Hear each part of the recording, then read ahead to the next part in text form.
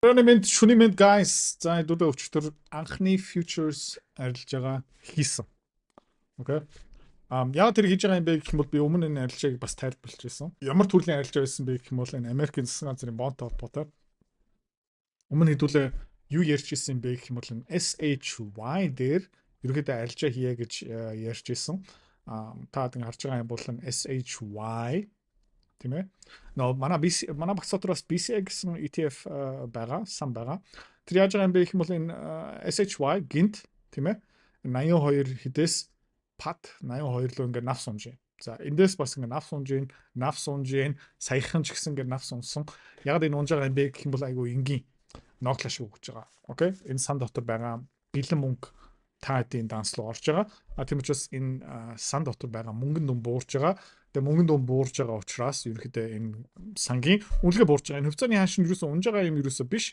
Тэгээд энэ ноглаш шиг байхгүй байсан бол SHY ерөөхдөө хаагуур явах хэрэгтэй байсан бэ гэх юм бол зарчмын хувьд бол баг энэ 83.6 хавцаа явах ёстой.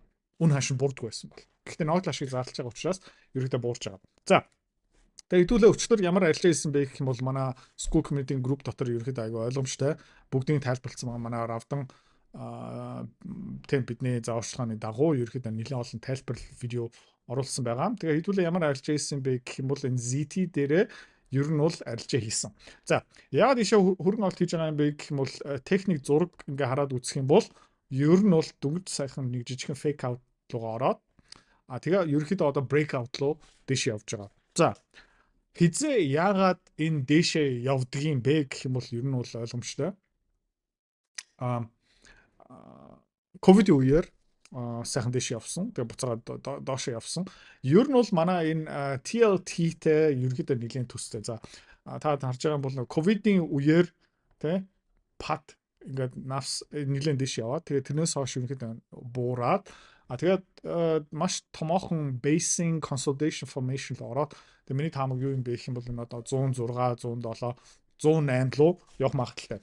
За энэ юу юм бэ гэх юм бол 2 жилийн хугацаатай Америкийн засгийн газрын бонд гэсэн үг. За TLT юу юм бэ гэх юм бол 20 жилийн хугацаатай засгийн газрын бонд тийм учраас хөдөлгөөний савлгаа нь илүү том. Тэгээ TLT хэдүүлээ ингээ хараад үзэх юм бол саяхан нэг Head and Shoulders тэг хийсэн. Та нар харж байгаа юм бол and shoulder head shoulder. За тэгээд ерөөхдөө ингээ доош явж байгаа. Гэхдээ та нар харж байгаа юм бол саяхан 86 дээр байсан юм бол 88 руу ингээ дэш явсан. За ковидын үеэр TLT бүр тэнгэр рүү явсан та нар харж байна те. Ковидын үеэр FAP ингээ дэш яваад тэрнээс хойш ерөөхдөө ингээ буураад тэгээд юун дээр ирсэн байгаа юм бэ гэх юм бол ер нь бол Европ дээр ирсэн байгаа. Гэхдээ энэ удаа нэг томоохон ялгаа байгаа. Яг гэх юм бол энэ 20 жилийн хугацаатай Америкийн засгийн газрын бонд. Гэхдээ хүмүүс тэр 20 жилийн хугацаатай ямиг нэг авмааргүй байгаа. Хүмүүс явмаар байгаа юм бэ гэх юм бол богино хугацаатай ямиг авмаар байгаа. Та ч гэсэн Монголын засгийн газарт 20, 30, 40, 50 жилийн хугацаа зээлэхгүй. 20 жил, 50 жилийн дараа энэ хүмүүс байх юм уу гэх юм бол амар том эргэлзээ байгаа. Гэхдээ жил 2 жилийн хугацаанд нэг сүртэй эргэлзээ байхгүй. Тэгээ энэ дотор бас юу агуулгдсан байгаа юм бэ гэх юм бол яагаад энэ Dow Jones индекс өсөө явж байгаа юм бэ? Хувьцааны арилжаа хөрөнгө олт тийм мөнгөөр мөнгө олох амар сонирхолтой байгаа ч тийм. Гэхдээ амар хэцүү. Хэвч хүмүүс нь ерөөсөж чаддгүй. Яагаад чаддгүй юм бэ гэх юм бол ментор багш байхгүй. Community байхгүй. Одоо сайн сонсоорой. Тийм. Би School Community нээсэн. Тэн дээр юу зааж байгаа юм бэ гэх юм бол энэ толгоонд байгаа хөрөнгө олтын бүх чадвараар чамтай хуваалцаж байгаа.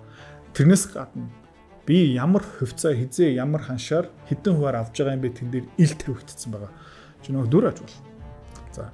Манай community-ээр нэгдсэн хүмүүс одоо 1 сарын байдлаар доллараар тийм ойролцоо 50-60% өгөөж аль хэдийн авцсан байгаа. За чи миний энэ чадварыг сурмаар байгаа юм бол энэ видеоны эцэст тийм манай Равдан чам дэлгэн мэдээлэл өгнө. Тэгээд School Community дотор уулзъя. Тэгээ энэ дотор бас юу агуулгдсан байгаа юм бэ гэх юм бол яагаад энэ Dow Jones индекс өсөө явж байгаа юм бэ? За нөгөө Donald Trump-ийн тарифын үеэр тий хэрүүл хийгээд 30 хэдэн мянга руу ингээ унсан 36 мянганаас 50 хэдэн мянган доллар руу өссөн. Dow Jones таад ингээ хараад үзэх юм бол зүгээр тогтвортой ингээ дэш явж байна. За яагаад тийм юм бэ? Яагаад юм бэ гэх юм бол энэ дотор нөгөө чулуун компаниуд нь орсон байгаа. Асар том компани орсон байгаа тийм ээ. Яагаад технологийн хөвцөөнүүд нь жоохон эмзэг байгаад байгаа юм бэ. Хэдүүлээ ингээ Nasdaq QQQ руу ингээ ороод үзэх юм бол ерөөдөө ханшин тим амар сайн биш те. Хэдүүлээ QQQ руу ороод үзье. QQQ сайн явахгүй те. Шинэ all time high руу хийхгүй. Тэ та хэдүүлээ ингээ хараад үзье. Zoom in хийчихье.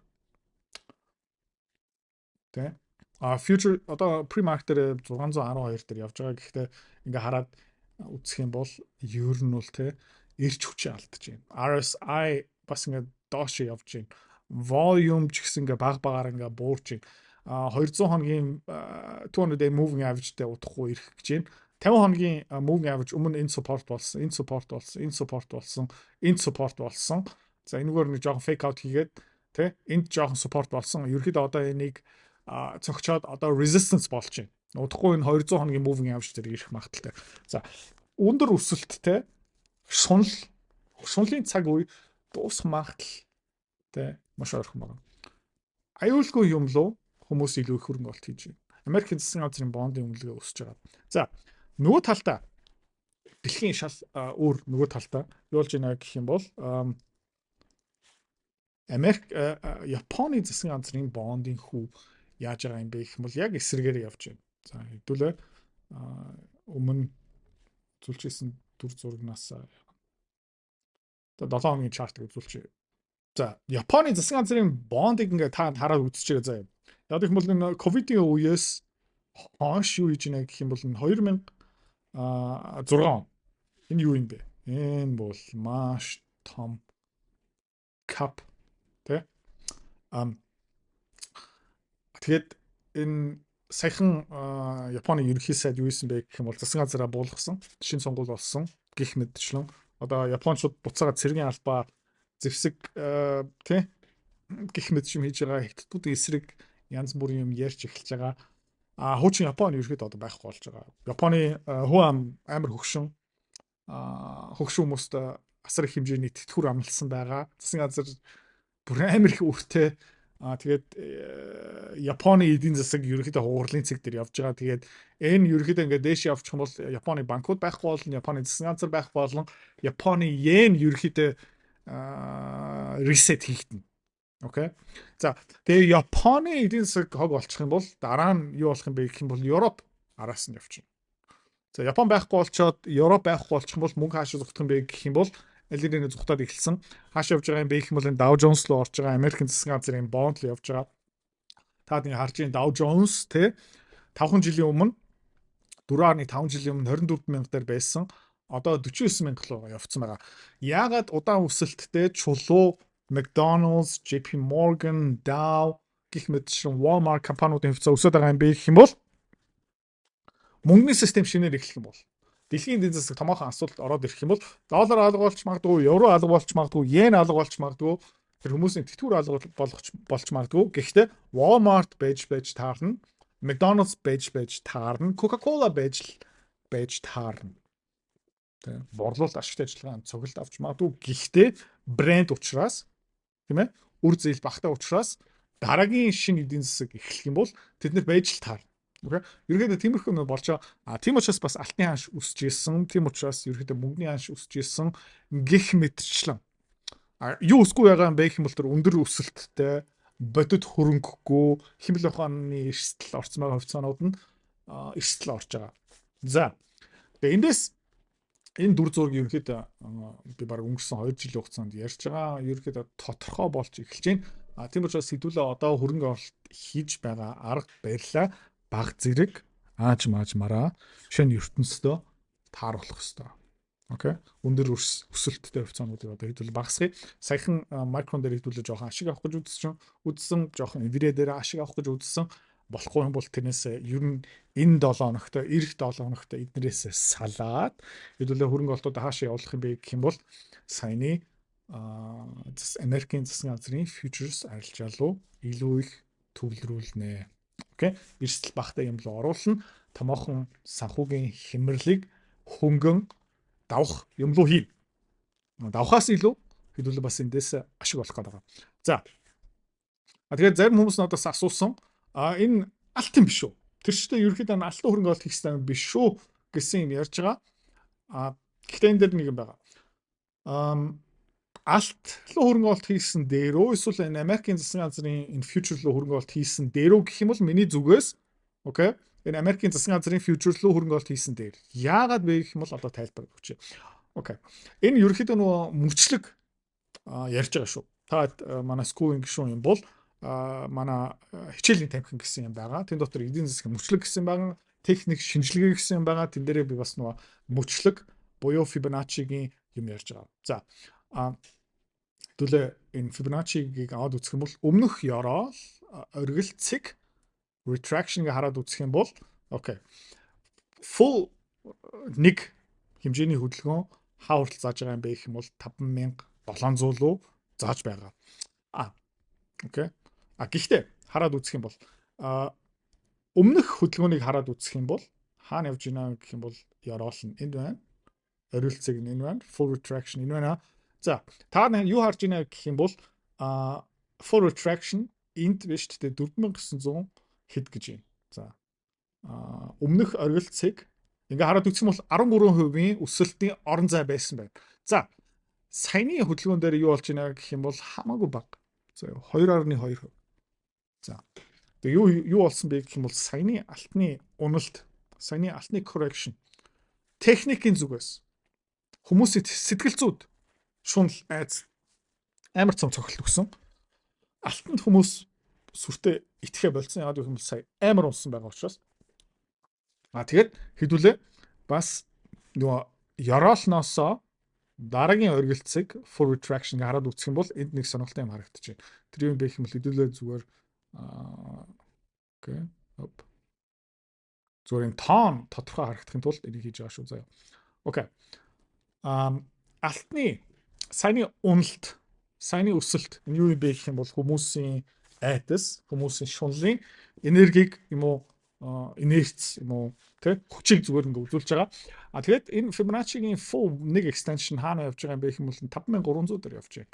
Өмнөх хай ясаа доогуур. Окей, өмнөх хаяасаа доор. За тэгээд 1.6 л хүрчиж ерөнхийдөө стандарт одоо нөгөө статистик стандарт тархалтын хувьд бол хамаагүй хүчтэй хөдөлгөөн хийж шинэ хай руу явах боломжтой. Окей. Тэгээд юу болж байна гэх юм бол алт бол дараагийн томоохон хай өмнөх хаяас дээгүүр явах магадлал нь буурч байгаа гэсэн үг. За тэгээ эндээс үндэслээд хэдүүлээ юу гэсэн бэ гэх юм бол хөрөнгө оруулалтын стратеги өөрчлөх ёстой. Окей. Яг гэх юм бол энэ оргилцэг, энэ уналт хүчтэй байсан хувьд бол хүчтэй байсан. Энэ бол амар харгас. Тэгээд хүмүүсийг бас цогсон, алгадсан хүмүүсийн итгэлийг тодорхой хэмжээндээ алдсан гэсэн үг байхгүй. Тийм учраас хэдүүлээ эндээс юу хийх юм бэ гэх юм бол тийм хизээч хэдүүлээ алтны хувьцаатай хөрмөө хийж болохгүй. Тэгээд ерөнхийдөө энэ 7 оны сүүлээр эх 7 хоногт хэдүүлээ алтны хаашийг сайн харах ёстой. Тэгээ юу хийх ёстой байж магадгүй юм бэ гэх юм бол алтны позициудаа жоон багасгах ёстой гэж магадгүй. Окей. Тэрнийхээ оронд Японы засгийн газрын бондын хүү өсөөр явж байна. Европын эдийн засаг тийм амар сайн явахгүй байгаа.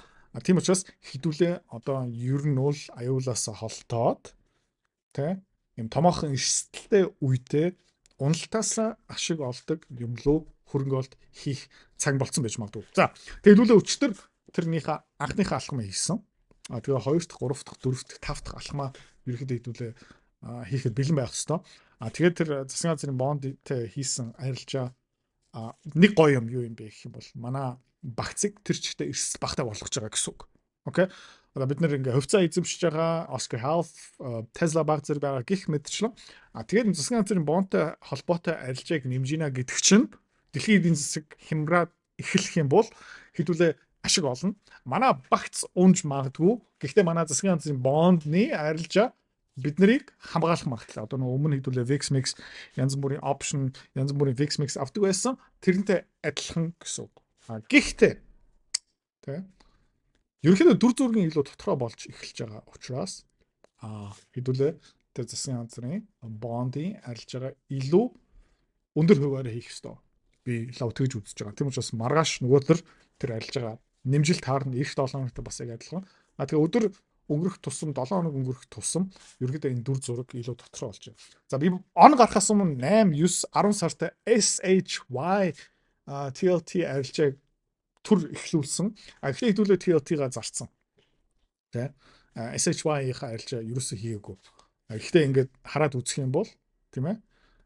Ерөнхийдөө одоо тэр арилжаа руу жинтэй хэдүүлээ орох ёстой юм шиг харагдчихэв. Тэгээд нөгөө талдаа юу болох магадaltaй юм бэ гэх юм бол саяны миний алттай хэлж ирсэн энэ Fibonacci энэ инерц энерги итгэл гайг болоод эхлэх юм бол 3-4 сарын үеэр тэгээ 4 зураг нь илүү тодорхой болно. Тэгээд хэдүүлээ яах магадaltaй юм бэ гэх юм бол алтны арилжаа руу буцаагаад жинтэй болох магадaltaй. Орох магадaltaй. Тэгээд ер нь бол энэ жилийн хийх ёстой юм аюу гой тодорхой болж эхэлж байна. За тэгээд маргааш хэдүүлээ дахиад уулзъя. Манай рафтингийн постын доор асуух юм байвал юм асуугаарай. Тэгээд хэдүүлээ энэ 7 хоногт энэ нэлээд өндөр түвшний арилжаануудаа хийчихнэ. Тэгээд багцаа хамгаалъя. Ашиг хий. Тэгээд маргааш игээд уулзцгаая. Бай бай. Хэрвээ та манай эдгээр захирал бит хоёрын Earn Invest Be Free School Community-д нэгдэхийг эсвэл яг одоо үзэж байгаа бичлэгийнхаа хамгийн ихний линктээр дараарай. Линктээр дарснаар манай School Community-гийн ерөнхий мэдээлэл гарч ирэх ба хамгийн түрүүнд та school дээр өөрийнхөө профайлыг үүсгэх юм. Профайлаа үүсгэхийн тулд та заавал нэг зураг, өөрийн овог, нэр болон мэйл хаягаа оруулах шаардлагатай. Профайлаа үүсгэсний дараа та join гэж дараад Visa карта холбоно. Visa карта холбосноор сарын 29 долларын төлбөр нь шууд татагдаад та манай community-д нэвтрэх эрхтэй болно. Манай community-д орж ирснээр юу байгаа юм бэ гэвэл одоо аль хэдийн 10 компанийн үнэлгээ, түүний Excel файл, давтамжтай ордог зах зээлийн шинжилгээ, судалгаа болон анхан шатны бүх суурь мэдээллүүд орсон байгаа. Мөн та надтай холбогдоод бүх зүйлээ асуух боломжтой. Хэрвээ танд сонирхолтой санагдчих байвал манай community-д нэгдээрэй.